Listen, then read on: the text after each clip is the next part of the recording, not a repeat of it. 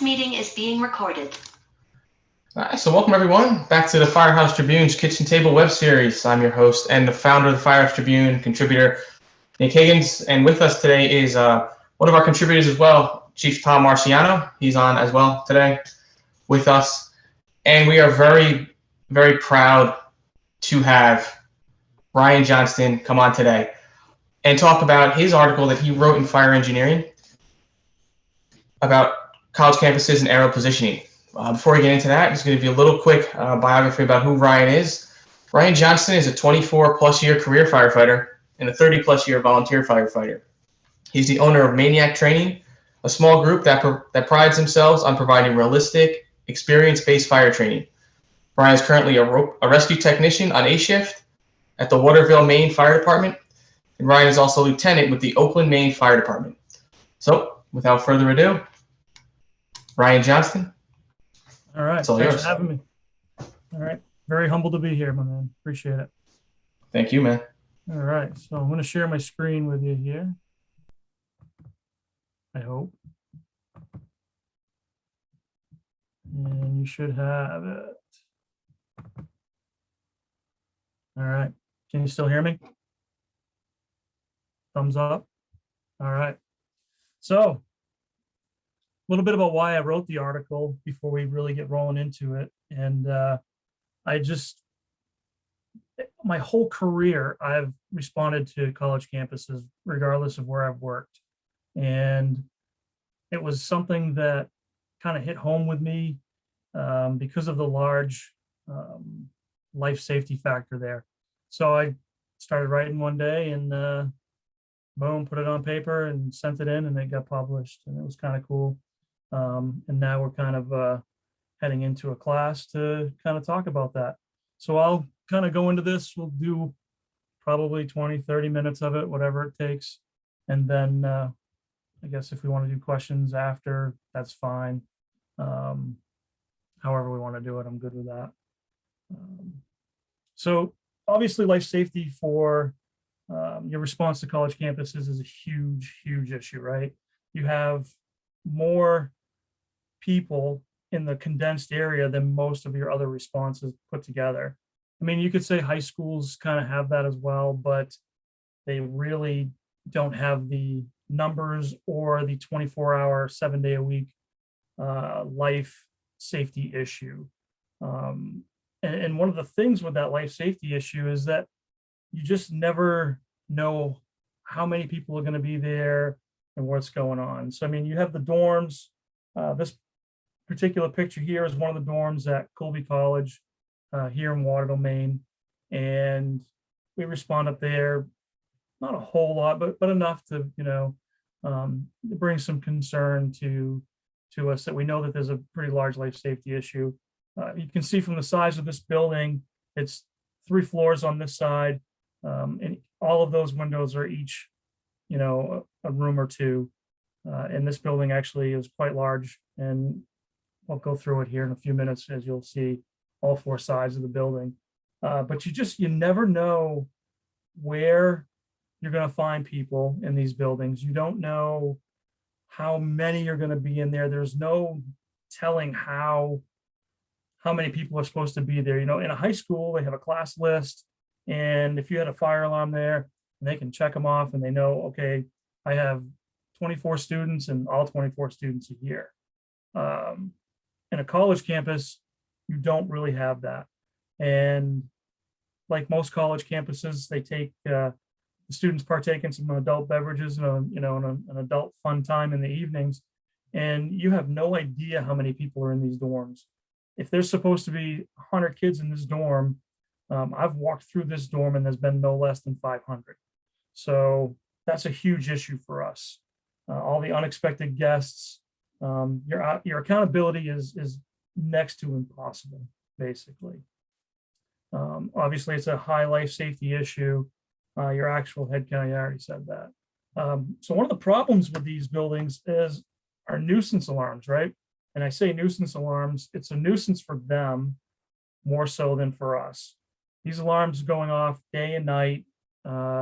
And as the alarms go off more and more and more, and I mean fire alarms, CO alarms, whatever they have, the more they go off, the less likely people are to evacuate the building.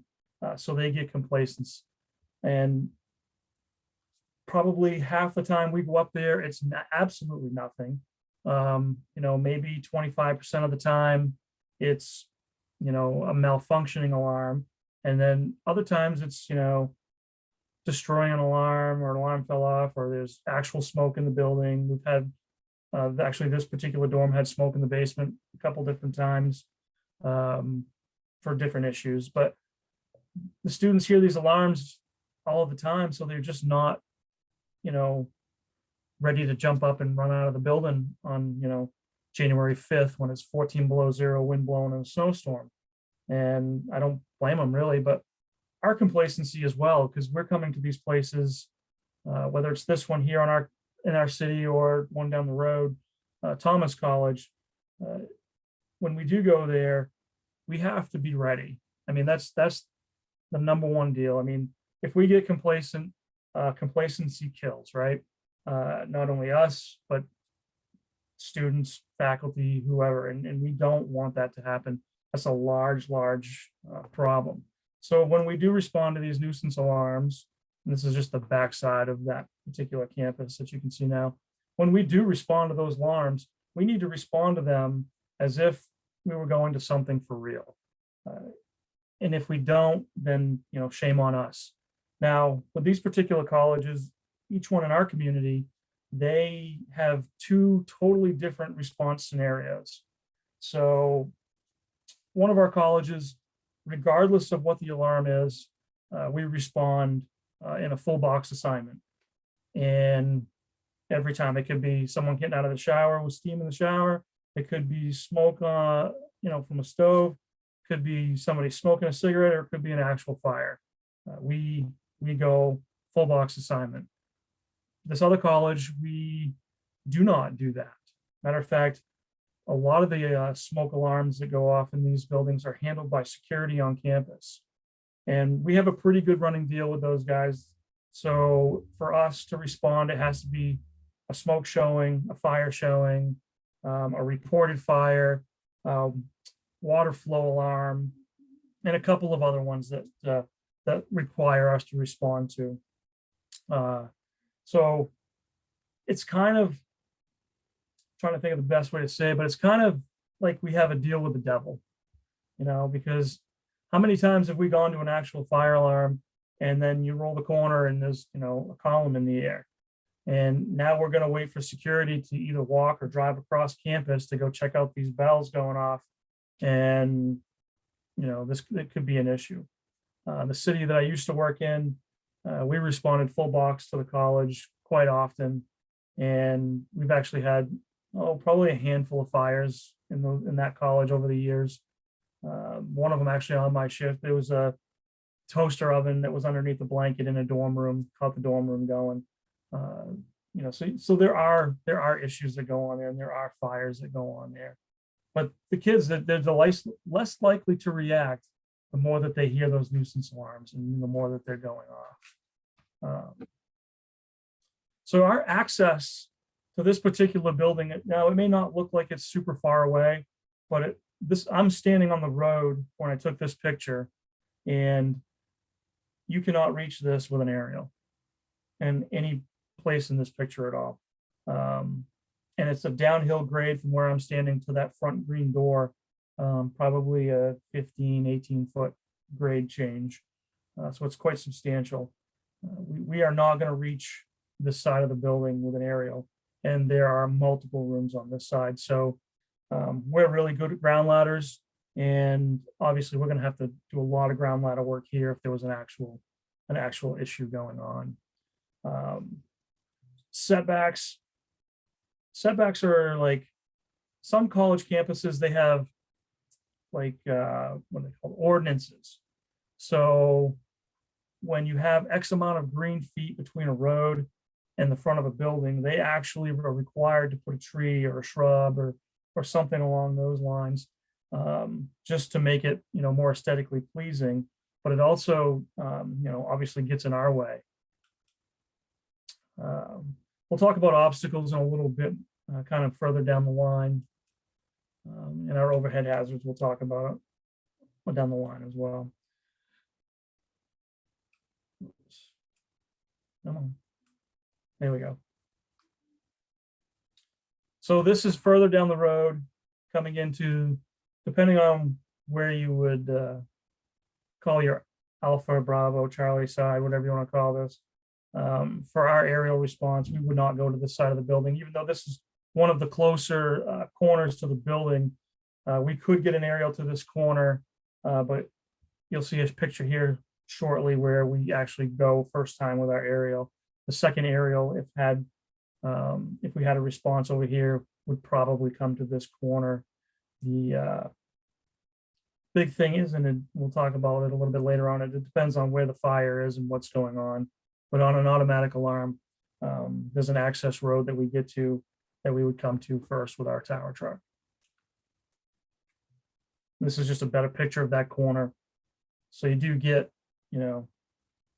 9 rooms on one side and 6 rooms on the other with the aerial. And you got a good shot at the roof right there as well. So it's not a total crapshoot with it. Yeah. So this is closer to the side where we would actually start going down. If you can see those couple of hammocks down there, there's a little road, and we'll go down through there a little bit. Our first engine actually comes to this hydrant right here. Even from the hydrant to the corner of that building is like, I want to say it's 113 feet or some number. It's just not feasible for us to get our aerial to that corner. So if you can see those 2 vehicles, that little access road brings us down, and then we can get into that back corner. And that's kind of where our best access is for that for this time of year. Winter time comes, our access, we lose it on the other side that we were at a few slides ago because of snow. And the same thing on this side, or if there's construction going on, or if there's any of the food services and all that stuff, they use this access road as well. And those are all things that you have to be aware of and know what's going on to check it out. So some of the things our colleges have, I don't know about, like I know one of our colleges uses steam to heat their all of their buildings. So this particular little vault here is just a connector, and what that does is it takes all the steam pipes and kind of sends them in their right directions. So you pull up on one of these and you just look at that little vault and you think it's just that size. They wouldn't allow me to open up that particular vault, but if you open that up, that vault's like an 8x10 area, and then it shoots off in several different directions. It follows the sidewalk for quite a ways, and then it shoots across to the building that's kind of in the background. And this is all over their campus. And if it's not in the wintertime, you're not going to know where those pipelines are. So for you to beach your aerial may not be a good idea on a college campus if you don't know what's going on underground. You're not going to want to set your outrigger on this particular, even though it is concrete, I wouldn't want to take the chance on that. So one of our biggest problems on a college campus is our access, right? I mean, if you look here, you kind of look to the left and you see that fire hydrant that's kind of sticking out there in the middle of nowhere. This actually used to be roadways, and the college, every year they take a road and they narrow it up. So now they're just walkways. I mean, it's not a huge deal. You can, hike some 4-inch down in there, or 5-inch, or whatever you use to get in there. But there's no getting apparatus through here to these buildings. There are other routes to get to those buildings, and it's on the total opposite side of the building. And the access isn't much better than what this access is here. So it just depends on, which one of those 4 or 5 buildings have an issue in it, where we're going to go. Unfortunately, one of these buildings, this is where first engine's going to come to, and the tower is going to go to the back side. So for us, it's kind of a crapshoot on what we do. So this is one of the roadways that's between our museum that's on the right-hand side and the science buildings, which is on the left-hand side. Now, as you can see, this is about a year and a half ago. There's not great access there. We've actually had fires in these buildings. There's all kinds of stuff in those buildings, and we're going to talk about that in a little bit here. But just looking at this picture, you've got to look at it and go, man, there's not a whole lot of room to set your aerial up there. You've got trees in the way, both sides, vehicles on one side. You also have a steam pipe that runs up underneath or next to the sidewalk, which is no longer there now, because what they've done is taken that road, and this is the exact same place, and now they're making it into a walkway. And it gives us a little better access as far as to the science buildings, but to the museum, it's still really not that great. At least they did leave, when they built this walkway, they built it like a road. It's not extremely wide, but it is wide enough to get our aerial up. But then they kind of did and threw us a curveball, and they put these little bollards up with locks on them. The idea is that if we're coming up there, security is supposed to go unlock those so we have access to that. Usually security's there before we are, so it's not a huge deal, but we also have the master key to these if we need them. So it's not like it's a humongous deal, but the topography on these college campuses, you have a lack of access everywhere you go. There's more walkways than there are roadways. This particular college is downsizing their allowable vehicles on campus. So I believe this year, no freshman can have a vehicle on campus. In the next 5 years, they want to be under 200 vehicles total on campus. And this is a campus with over 2,000 students in it. So that's kind of crazy. And that includes faculty and staff members, that they want to keep as many vehicles out of there as possible, which in turn means more walkways, less roadways, and more access issues for us. They're putting up new lawns in place of where roadways are, and they're, bringing them further away. So our access is further away from some of these buildings. Some of these buildings we used to be able to drive right up to, they've completely put grass in there now. And you're talking 40 or 50 feet of grass, where before you were within 20 feet of the building. So that's kind of a downer for us. So the only way to combat this is to get out there and pre-plan your area, right? Now, pre-planning a college, it has its challenges. Our college, this particular one, is forever growing. They just finished building a multi-million-dollar sports athletics complex, which has ice hockey, an Olympic-sized swimming pool, an Olympic-sized field house, weight rooms, locker rooms, squash courts, tennis courts, you name it, has it all, right? So, and the access to that, there is only one way to gain access to that, and there's only one or two spots to access for the aerial. And the rest of the building is completely surrounded by greenery, grass, hills, which is absolutely impossible to get the aerial in. But like I said, to combat this, you need to get out in your district, right? Like this particular picture, this is like 2 weeks ago, and they're building another science building. And we got to get out there. We got to see what's going on. We got to see what the access is going to be to this building. New construction brings a ton of issues with it. You have multiple hazards, not just fire hazards, but if there's some type of technical rescue issue to be handled there. I mean, they have a crane working there, so there's always that particular issue. And a lot of times we use our tower for a high point or something like that. So access to this, even during the construction phase, is relatively important. We also walk through these in different phases. So the beginning phase, the groundwork phase, and try to pick, a couple of months in and just go do a visit. A couple months after that, go do a visit, and then something closer to the end, what it's going to start looking like, what it's actually going to look like.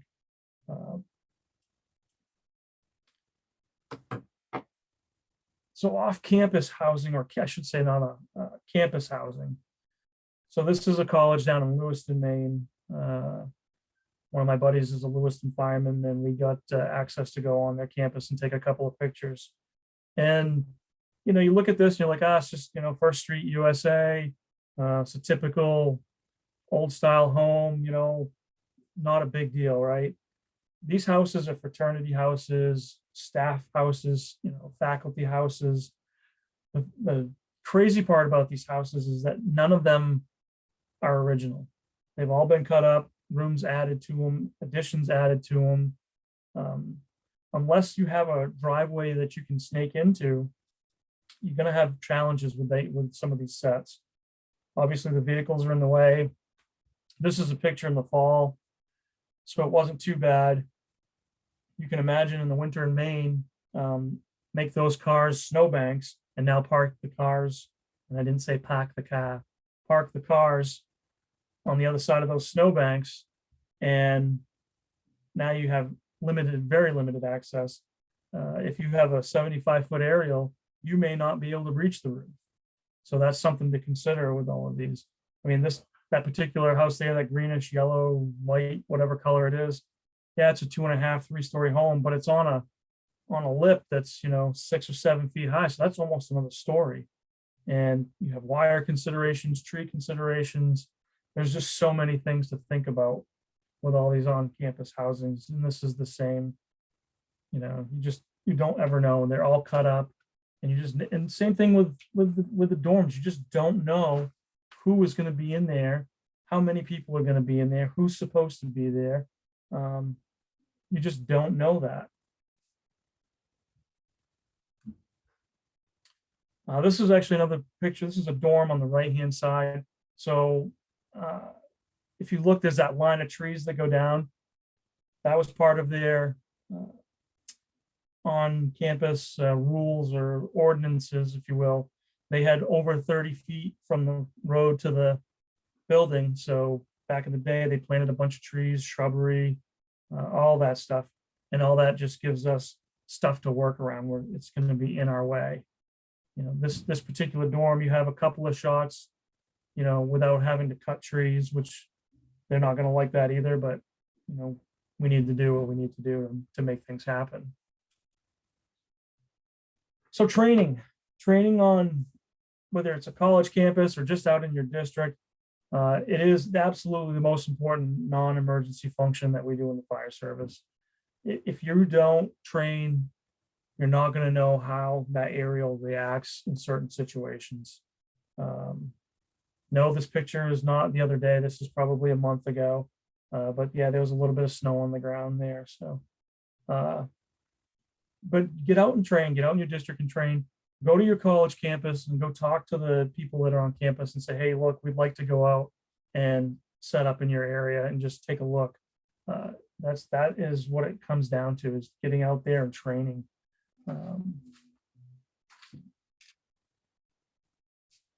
So it doesn't matter where, what does matter, it matters where the fire is when you're called or whether your alarm is. Your setup is, or your response to that is going to dictate what happens and how well things go. When you're trying to figure things out on the go, it's really not the time to figure that stuff out. The time to figure that stuff out is obviously way beforehand, right? So you got to get out of the firehouse and get off the front ramp. Like I said, do sets on your real buildings. You need to fail in training because you can't fail when it's for real, right? And my pet peeve is going to a fire alarm and just pulling off to the side of the road or driving past where you're going, flipping around so you're in position to leave. I absolutely despise that. We're going there for a reason. An alarm has gone off. We need to get there and position properly as if it was a real fire. Now, some people will knock it and say, no, we can't block the road, or we can't, tie people up too much. The alarm has gone off. There is an issue. So you respond to that alarm as if there was a real deal going on and set up. Now, I'm not saying you have to fly the stick every time, but get your outriggers out or your ground jacks or whatever you want to call them and get in position. This is a fire alarm we had the other day, and that's exactly what we did. We pull up, got set up. If you can tell, this is a 2-lane road. It's actually one of the busier roads in our town. But the fire alarm that we went to wasn't on the college campus. It was at a mill, but still take the road, do what you got to do. Obviously it depends on where the alarm is, but we went to the spot where that particular box came in and we got ready to go. So pre-planning, right? That is the key. If you're looking at this picture here, this is a bunch of classrooms and faculty stuff. There is no access on this side for any of these buildings. Now, yeah, there's a road on the other side, so we do have access to it. But these are the kind of things that you run into, and not being familiar with your campuses or even in your districts, you may not know that there's an actual road there that you can gain access to these buildings. And the length of these buildings is relatively long. To do a 360 around one of these sometimes is not possible. So get out there and get on the campus as often as you can. Now, I know it's kind of tough when school's in session. I like to get out there a couple of times a year. The reason being, in different times of the year, you're going to see different things. Obviously, up here, we get a lot of snow, so things are going to look a little different. In the springtime, you're going to see a lot of students out on the lawns.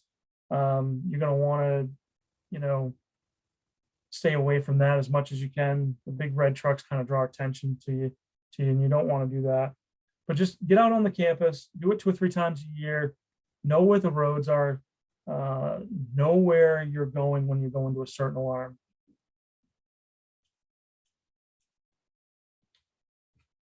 So making the set. You've gotten the call. There's fire alarm going off wherever, it doesn't really matter. Start your size up immediately and your response. Now, like I just said, knowing where to go on campus, for us, there's multiple ways we can get onto our campuses, and there's also multiple ways to go to different buildings on campus. So knowing a particular alarm coming in and knowing you have to come in from the north instead of the south, that's all part of your size up and your response. Do you have prior knowledge of the building? Is there an issue with the building? Have you been there before? Listen to what the dispatch says. For us, if we're going to one of our colleges, like I said, there's either water flow or smoke in the building. So chances are for us, more times than not, there is actually something going on. We're not sure what it is, but there's actually something going on. You hear that dispatcher start talking about multiple calls, 911 calls, then you actually know that you do have something going. If you're not first due with the aerial, you need to start listening to the radio and hearing what's going on, and start listening for the incident commander to tell you where they want you. And as you get close, now's the time to slow things down a little bit. You have that pre-planned, you know where the camp, you've been on campus a few times, you know where the building is, you know where you're going, but slow things down, okay? Listen to what's going on and be very observant of all the factors going on, the time of day, time of year, the building type. Is this a dorm? Is this a classroom? Is it the athletic center? And what time of year it is really important. If it's summertime and it's a dorm and you're thinking, well, there's no students up here, well, these places hold summer camps and have all kinds of sports camps going on. So the dorms are going to be not full to capacity, but there's going to be a lot of people there. So the building type will dictate your life safety concern. Some may think, well, the athletic center isn't as big of a concern as a dorm. Our athletic center will hold like 4,000 people. So it's a huge life safety concern. So that's something that you really got to consider. And if you think about it, like I said earlier, our that gym for us, the athletic center, for us, we only have one way in. And unfortunately, that's also the one way out for anybody that's in there. as far as their vehicles go. Location of the fire means everything. You know, like I said before, knowing where to go, depending on the streets or whatever. But if you know that the fire is on the south end of the whatever dorm, you may go in a total different way than you would if you were going to go from something else. So that's something you need to consider as well. And of course, the life safety concern is always huge anytime you go into a college campus. So know that, and basically make your set for a rescue unless you're told to do so, something from somebody else. So that's basically it. Quick, fast, in a hurry. I know it was probably a little shorter than we wanted it to be, but what do you think, Nick? It's good, man. Hope everybody enjoyed it. Does anybody want to ask any questions for Ryan or anything they want to talk about this time? Get some feedback on stuff that he spoke about today. I got a few.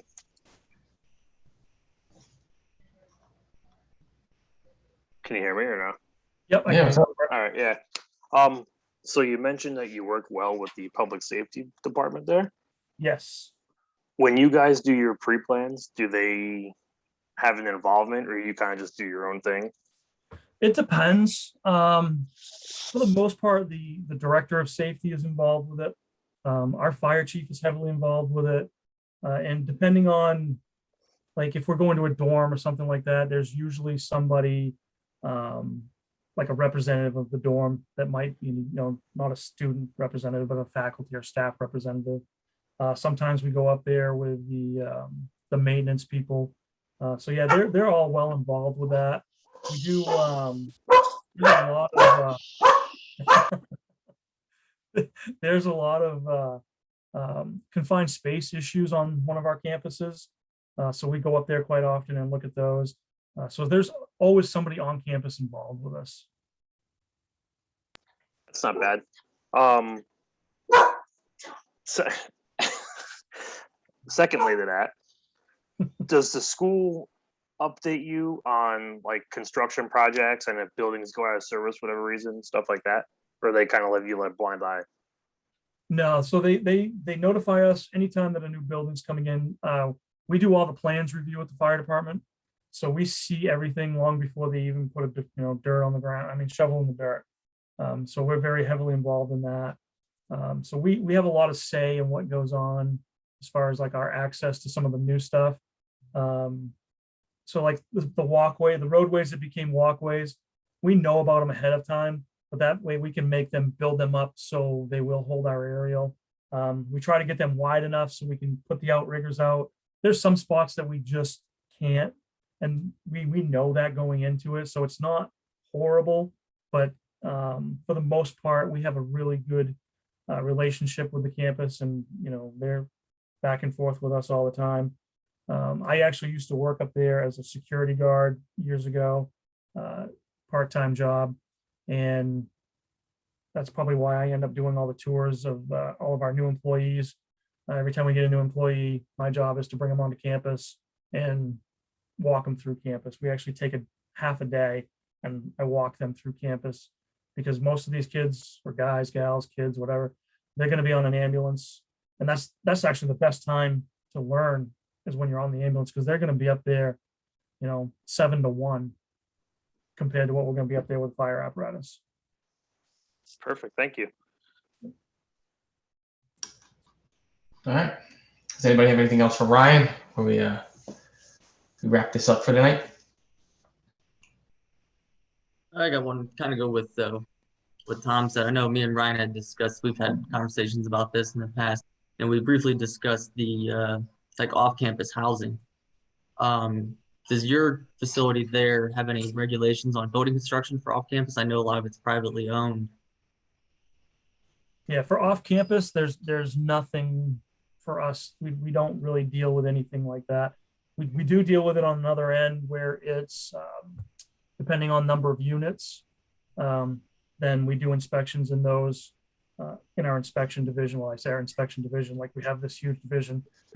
It's just some of the guys on shift, and we have a deputy chief that's going to be in charge of that. But yeah, so we would do that as a different inspection type deal. because it's not really associated so much with the college. The on-campus housing, that's kind of different, and we do have a little more leniency getting in there. But anything that's off campus is, if it's just a house with 10 kids in it, we may not even know about it or know where it is.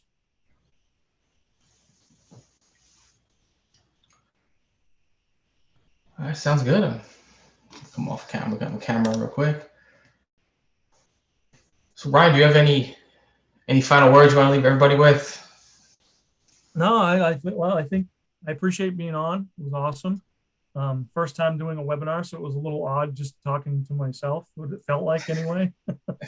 But yeah, it wasn't too bad. I hope I hit the high points anyway, and hopefully it's all right. Yeah, Did this great. was good. Really informative. A lot of great stuff. I encourage you guys, whoever's out there listening to this, watching this, reach out to Ryan. Read the article in Fire Engineering. Follow him on. And Ryan, you can tell everybody where you're at, where they can reach out to you, follow you, connect with you at any time. So take it away. Yeah. Instagram, I'm at Maine-iac Training. On Facebook, Maine-iac Training. My website is www.maine-iactraining.org. And my email is ryan@maine-iactraining.org. So if anybody wants a class, we do all kinds of stuff. Our website kind of shows you what we do. And if you see something or you don't see something on the website that you want, let us know. We'll custom build the class to you guys, and we'll go anywhere. I mean, I don't care. East Coast. I probably won't go too much further than, the Midwest. Some like, maybe Ohio. Maybe I'll go to Ohio, but that's about as far as I'll go. So I'll put all that into the notes on the show on the YouTube channel, so you guys go back in there and look at, click on whatever you want. Brian, it's been fun. This has been a lot of fun. Glad to have you on this time virtually for everyone on the podcast. So that's pretty cool. So guys, this will be posted to the YouTube channel within the next couple of days, but I will send this out to you guys beforehand so you guys have a copy of it. You guys can watch it, share it, do whatever you want with it, learn from it. And until next time, as we say at the FHTribune, work hard, stay safe, and live inspired.